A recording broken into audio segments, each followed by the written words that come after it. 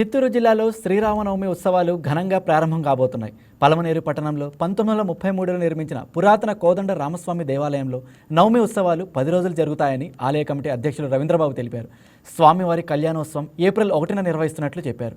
భద్రాచలం తరహాలోనే ఎంతో వేడుకగా రామ కళ్యాణోత్సవం చేస్తామని వివరించారు. అంతేకాదు కళ్యాణోత్సవం రోజు పెళ్లికాని యువతీ యువకులు పలమనేరు కోదండ రామస్వామి దేవాలయానికి వచ్చి కంకణం కట్టుకుంటే ఖచ్చితంగా పెళ్లి అవుతుందనే నమ్మకం ఉందంటున్నారు.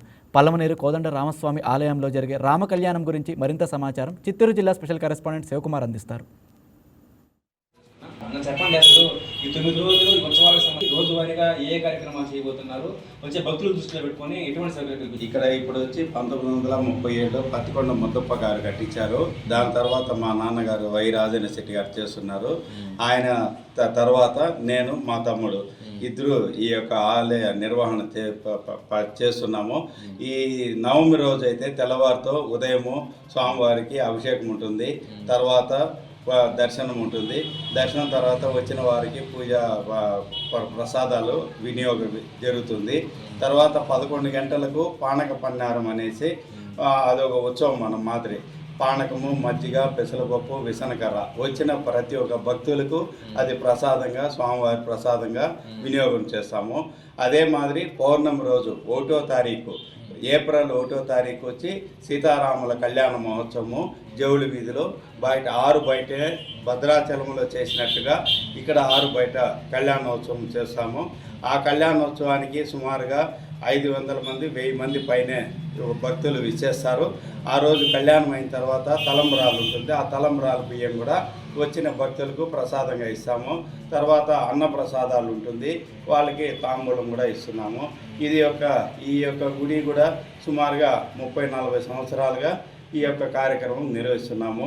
ఇక్కడ ప్రతి ఒక్కరూ మాకు సహాయ సహకారాలు అందిస్తూ ఉన్నారు. వారి ప్రతి ఒక్కరికి ఆ కోదండరాముల వారి ఆశీస్సులు ఉండాలని మనస్ఫూర్తిగా కోరుకుంటాను. అంటే ప్రతి సంవత్సరంకి సంబంధించి చేసే ఉత్సవాలు చేస్తున్నారు. ఈసారి స్పెషల్గా చేయాలనుకుంటున్నారు. మామూలుగా చేసినట్టే ప్రతి సంవత్సరం ఇప్పుడు 30 సంవత్సరాలకు ఏ విధంగా చేస్తున్నామంటే అప్పట్లో అయితే హరికథలు ఉండేది ప్రతిరోజు. కానీ ఇప్పుడు హరికథలు వినేవాళ్ళు లేరు, ఇక్కడికి వచ్చేవాళ్ళు లేరు.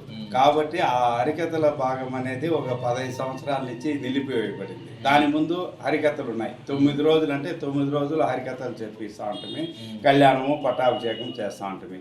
కాకపోతే ఇప్పుడు కాలాన్ని అనుసరించి ఇప్పుడు ఎవరు దానికి ఆసక్తి చూపించకుండా ఉన్నారు కాబట్టి భక్తులు అందుకు ఈ హరికథలు నిలిపివేసి స్వామివారి పూజలు,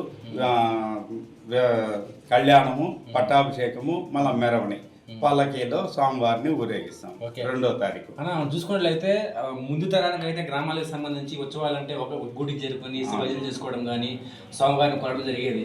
అంటే ఇప్పుడు చూసుకున్నట్లయితే టెక్నాలజీ పెరిగింది, అసలు శ్రీరామనవమి అంటే ఏమైనా స్థాయికి మనం వచ్చేసాము. సో దీన్ని ఏ విధంగా ముందుకు తీసుకెళ్తే ముందు తరంగా మళ్ళీ వచ్చేదానికి అవకాశం ఉందంటారు? ఇప్పుడు రేపు వచ్చినారంటే భక్తులకు తెలుస్తుంది. స్వామివారి ఇక్కడైతే మా కోదండరాముల వారికి అయితే వచ్చిన ప్రతి ఒక్కరు చాలా మంది పూజలకు వచ్చి వాళ్ళు మొక్కుబడులు తీసుకుంటున్నారు. ముఖ్యంగా ఏమిరా అంటే ఇక్కడ ఒక శక్తి ఉన్నది, ఒక ఆయనలో ఒక భక్తులు కోరిన భక్తులకి ఏ విధంగా కోరుకుంటారో ఆ కోరికలు నెరవేర్చేదానికి ఆయన సిద్ధంగా ఉన్నారు. ఆ మాదిరి కూడా చాలా మందికి కూడా జరిగింది. దాన్ని అనుసరించి కూడా వాళ్ళంతకు వాళ్ళే కానుకలు ఉండిలో వేస్తున్నారు, మాకు చెప్పటం లేదు. మళ్ళా తర్వాత వాళ్ళు ఏదైతే అనుకున్నారో ఆ కార్యక్రమము మాకు జరిగింది, చాలా సంతోషమైంది. పుస్తకం వచ్చి 41 లక్షలు అన్నమాట. 48 లక్షలు పూర్తి చేసినారు. తర్వాత ఆయన వైకుంఠ ప్రాప్తి చెందినారు. తర్వాత ఆ 100 పుస్తకాలు రాయాలనే సంకల్పం ఉండింది. ఆ సంకల్పం నేను తీసుకుంటా ఉన్నాను. ఇప్పుడు 52 పుస్తకాలకు గాను 51 పుస్తకం అంటే టోటల్గా 99 పుస్తకాలు శ్రీరామకోటి రాసినాం. అంటే 99 లక్షలు అయిపోయింది. ఇంకొక పుస్తకం రాస్తే 1 కోటి పూర్తి అవుతుంది. ఈ 1 కోటి నామాల పుస్తకాలు భద్రాచలం శ్రీరాముల వారికి చేర్చాలనేసి మా నాన్న కోరిక. ఆ కోరికను కూడా నెరవేరుస్తాము. ఈ కార్యక్రమంలో కూడా నేను మా తమ్ముడు శ్రీనాథ్ ఇద్దరు పాల్గొస్తానట్లే ప్రతి ఒక్కరికి చక్కెర పొంగలి ప్రసాదంగా వినియోగం చేస్తాము. తర్వాత పానక పన్నారు. 9 రోజులకు సంబంధించి ఎంతో చరిత్ర కలిగినటువంటి ఆ కోదండరామస్వామి దేవస్థానంలో 9 రోజులు ఉత్సవాలు అయితే చేస్తామని చెప్పడం జరిగింది. సో ప్రత్యేకంగా గ్రామాల నుంచి వచ్చేవారికి కూడా అన్ని సదుపాయాలు, అన్ని ఏర్పాట్లు కూడా ఇక్కడ చేశాము. ఆ స్వామివారికి సంబంధించి పూర్తి స్థాయిలో దర్శనం అన్ని విధాలు కూడా సపోర్ట్ చేస్తామని చెప్పడం జరిగింది. ఏదేమైనా కానీ ఉత్సవాలకు సంబంధించి ఈ నవమికి సంబంధించి 9 రోజులు కూడా రోజువారీ కార్యక్రమాలు కావచ్చు, వచ్చే భక్తులకు సంబంధించి కావచ్చు, అనేక విధాల ముందుకు తీసుకెళ్తామని చెప్పేసి అయితే గుడి అర్చకులు కానీ యాజమాన్యం కానీ చెప్పడం జరిగింది. కెమెరామెన్ సీనుతో Shivakumar, YK TV, Chittoor district.